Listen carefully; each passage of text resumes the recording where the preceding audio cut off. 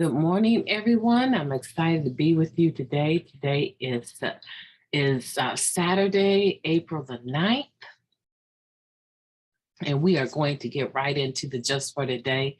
I'm excited about today. I'm excited about this weekend, just having some time with my family to do some of the things that we enjoy doing. So I'm looking forward to spending time with them and mothering them.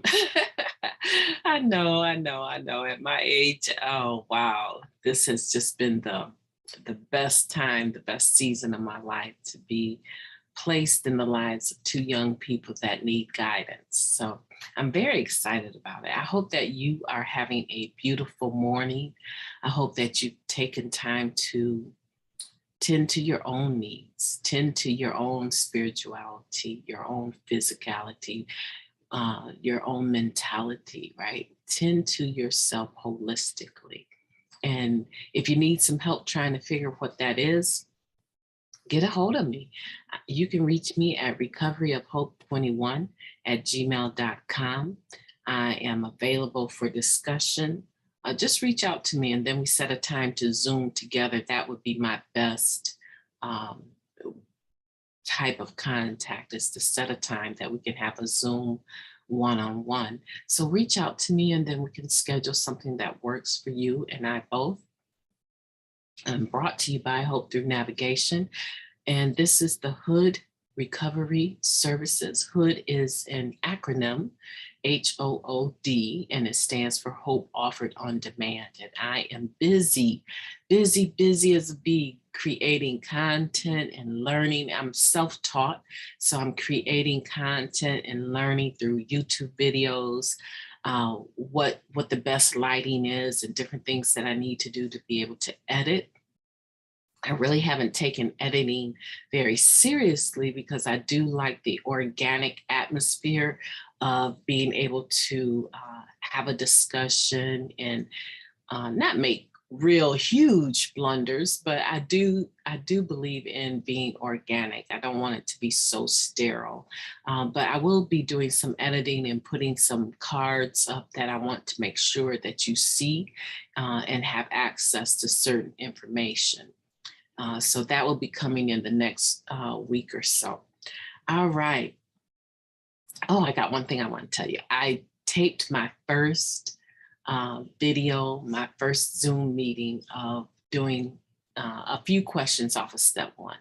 And that is going to be the first taping that I actually practice editing because it can be intense when you're trying to instruct as well as do the work yourself so people can see it on two screens. So I'm looking forward to that. I'm getting closer to having that completed. And then I think you will really enjoy that as well. Those will be posted to this. I'm going to post those to this Just for Today. Everything related to recovery, 12-step programs will be posted to this Hood Recovery Services channel. Okay, so we'll be doing that here soon too. Let's get into it. Let's get into it and see. Oh my goodness, I did not know that was the title. I didn't even look at it. April 9th, acting out. We learn to experience feelings and realize they can do us no harm unless we act on them. That's powerful. That comes from our IP number 16 for the newcomer. And when I say our, I mean Narcotics Anonymous. I'm a member. I don't represent them, right? But I am a member. It's kind of like they get the benefit of me applying the principles of recovery, but I don't get the income from them selling stuff. It's kind of sort of like a two-way street, but I think they get more benefit. Here it is, April 9th, acting out. We learn to experience feelings and realize they can do us no harm unless we act on them. Oh, I'm loving that. IP number 16 for the newcomer. All right, let's see what they have to say. Many of us came to Narcotics Anonymous with something less than an overwhelming desire to stop using. Sure, the drugs were causing us problems and we wanted to be rid of the problems, but we didn't want to stop getting high. Eventually, though, we saw that we couldn't have one without the other. Even though we really wanted to get loaded, we didn't use. We weren't willing to pay the price anymore. The longer we stayed clean and worked the program, the more freedom we experienced. Sooner or later, the compulsion to use was lifted from us completely, and we stayed clean because we wanted to live clean. That's amazing. I like that. The same principles apply to other negative impulses that may plague us. We may feel like doing something destructive just because we want to. We've done it before, and sometimes we think we've gotten away with it, but sometimes we haven't. If we're not willing to pay the price for acting on selfish feelings, we don't have to act on them. It may be hard, maybe even as hard as it was to stay clean in the beginning, but others have felt the same way and have found the freedom not to act on their negative impulses. By sharing about it and seeking the help of other recovering people and a power greater than ourselves, we can find the direction, the support, and the strength we need to abstain from any destructive compulsion. Look at that emphasis, any destructive compulsion. Just for today, it's okay to feel my feelings. With the help of my sponsor, my NA friends, and my higher power, I am free not to act out my negative feelings. I am free not to act out my negative feelings. I love that. Let me tell you why I love this. First of all, it gives the strength in the numbers. You see these items highlighted here with the help of my sponsor, my NA friends, and my higher power. I am free not to act out on my negative feelings. But it also makes it normalized. It's okay to feel my feelings. And that's a beautiful reading, because I think that one of the empowerments of this program is when you surrender. One of the empowerments, I would say all of the empowerments of this program actually begin after the point of surrender. They say when the pain of staying the same is greater than the pain of change, you will change, right? So at some point in time, as it's noted in this first paragraph, we wanted to use, and so we used. We got loaded, but we paid a price that was higher than what we could actually pay. Right? They said the first one is free, but you'll pay for the rest. The price of using or being in active addiction or any destructive compulsion, the price of maintaining that is always going to be higher than what you bargained for in the beginning, right? So if you are coming away recently from actively using mind, mood, and altering drugs, whatever they may be, alcohol, pills, weed, whatever it is that you're not prescribing, you're misusing, right? Abusing for recreational purposes, then at some point in time, that choice to use is no longer a choice, right? Because once you tap into the obsession and you go into the act of it, right? The compulsion, once you get trapped in that, there has to be a season of stopping to get free. You don't get free by stopping one day and going back to it, right? People say all the time, I could stop, I just could not stay stopped. And the reason why they couldn't stay stopped is a couple of things, I think. I think it's like a lack of gratitude for yourself, your life, your just that one day clean is amazing, right? They don't see the beauty in that. So the lack of gratitude or understanding of the spiritual beauty in the fact that you were able to actually stop something that you have been doing every day. The other thing I think is that there's no network, right? Like right here, with the help of my sponsor, NA, and my higher powers. So there's no network of comrades that you can actually turn to and say, I need help today. I'm not feeling, I stopped using, but I feel like using right now. I need help today. I feel like cheating. Not cheating right now, but I feel like cheating. I feel like shoplifting. I haven't shoplifted today, but I feel like I want some earrings and I want to go shoplift.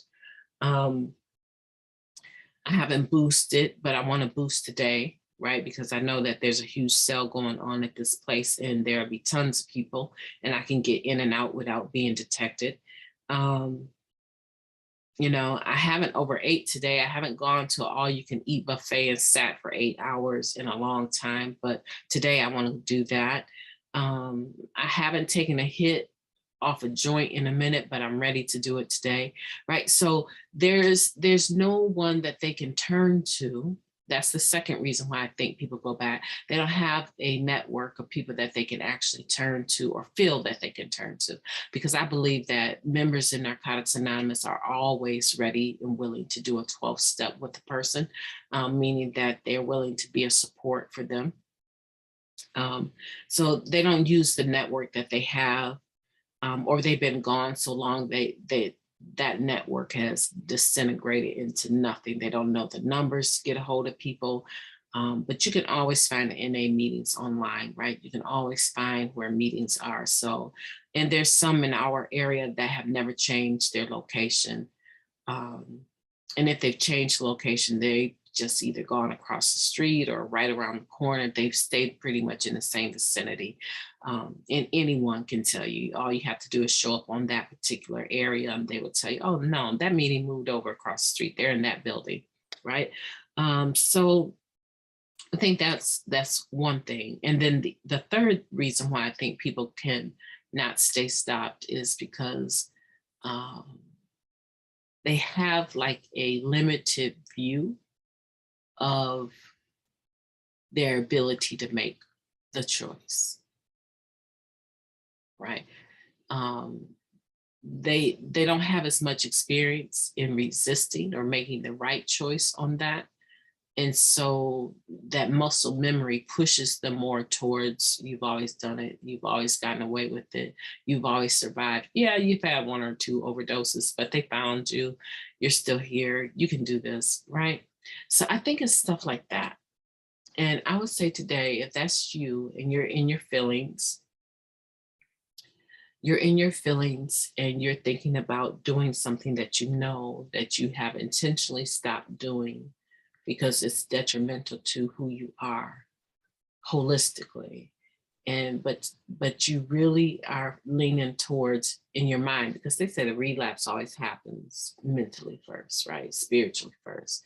So if you are leaning towards, I'm going to be picking up here soon, I just don't know when, I'm looking for an opportunity, and you're obsessing about that opportunity, I want to say to you that you need to get to a meeting. You also need to share in that meeting. You need to take the burning desire. And for those of you that don't know, at the beginning of all our meetings, generally speaking, there's an opportunity for someone with a burning desire, meaning that they might hurt themselves or someone else, that needs to share, and we give them the floor to share 5 minutes, right? So you need to take the burning desire, even if you've never taken the burning desire. You should not be ashamed of taking the burning desire. That's why that's there, right?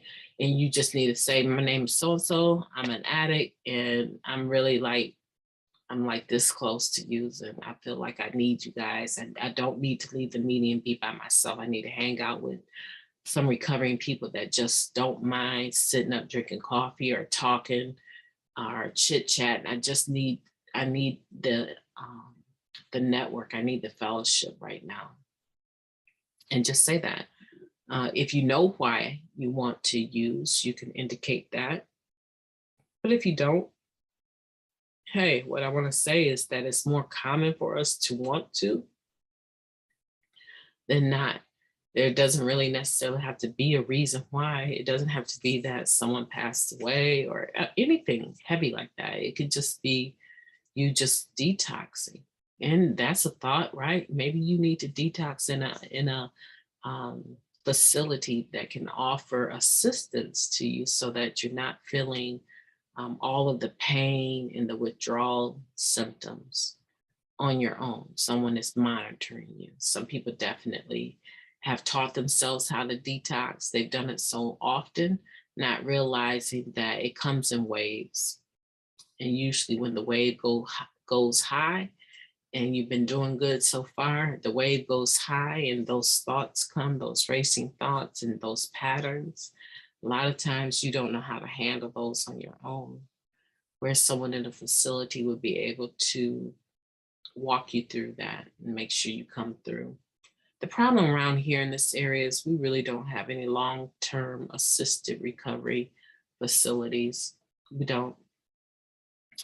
Everybody's worried about the almighty dollar, and it's really not, it's not really conducive. And then you have people in the facilities that are also members, which I have no problem with members getting great jobs and stuff like that. But I do have a problem if the way that they carry themselves comes across as though they are not respectful of the person's confidentiality. And when people stop avoiding going into certain facilities because certain members are gossipy and work there and disrespectful, then that's a problem. That's a huge problem. That should never be the case, but it often is. And what I want to say to those people that are hesitant to get the help because of being, in fellowship with local members, then go outside of your city. Don't stop the opportunity for you to gain your life back over one or two people. Don't ever do that, right? Let God deal with them. That's not your business. Your business is to live. Your business is to live and to recover and to get the help that you need, right? So with that, I hope that everyone is encouraged. I hope that you have a beautiful weekend. I plan to talk to you tomorrow.